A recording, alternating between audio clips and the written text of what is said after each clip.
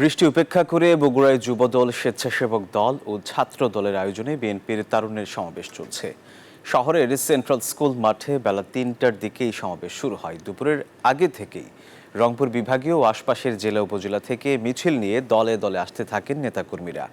বিকেল ৪টার দিকে অতিথিরা সমাবেশ স্থলে আসেন। সমাবেশে ঘিরে উচ্ছ্বসিত নেতাকর্মীরা। এই সমাবেশে প্রধান অতিথি বিএনপির স্থায়ী কমিটির সদস্য নজরুল ইসলাম খান, বিশেষ অতিথি বিএনপির সিনিয়র যুগ্ম মহাসচিব রুহুল কবির রিজভী।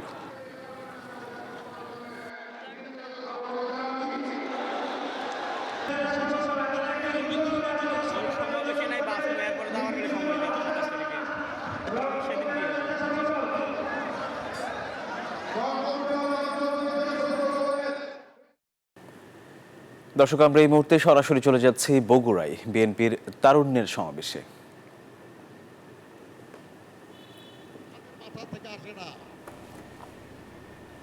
তারা যে সব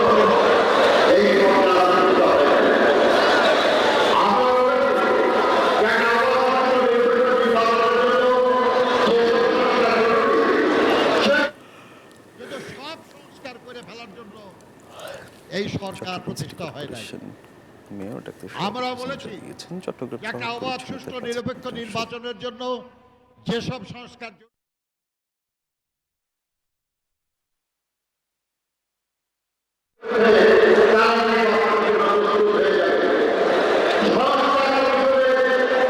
ডিসেম্বরের মধ্যে নির্বাচন চাই। আমরা বলেছি, নির্বাচন কমিশন বলেছে জুন মাসের মধ্যে তারা নির্বাচনের জন্য প্রস্তুত হয়ে যাবে। সংস্কার কমিশনের ঐকমত্য কমিশন যেটা হয়েছে, তার প্রধান বলেছেন, পত্রিকায় এসেছে, যে আগামী 1 মাসের মধ্যে তারা রাজনৈতিক দলগুলির সঙ্গে যে আলোচনা করেছেন তার আলোকে একটা সনদ প্রস্তুত করতে পারবেন। আর তাহলে জুন মাসের মধ্যে সংস্কার, নির্বাচনের প্রস্তুতি দুটোই যদি সম্পন্ন হয়, তাহলে ডিসেম্বরে নির্বাচনে তো অসুবিধা কোথায়?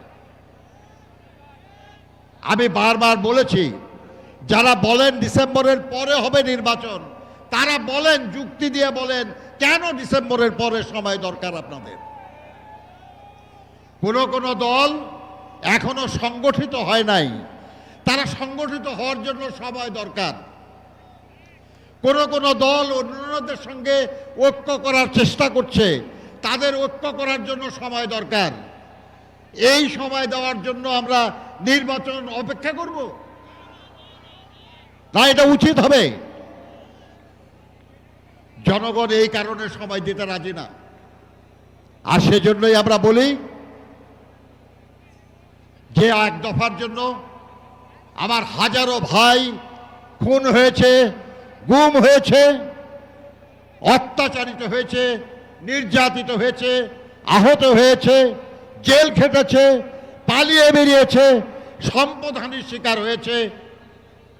সেই 1 দফার অবশিষ্ট কাজ 1 নম্বর, সেটাই প্রথম করতে হবে। জনগণের ক্ষমতা জনগণের কাছে ফিরিয়ে দিতে হবে।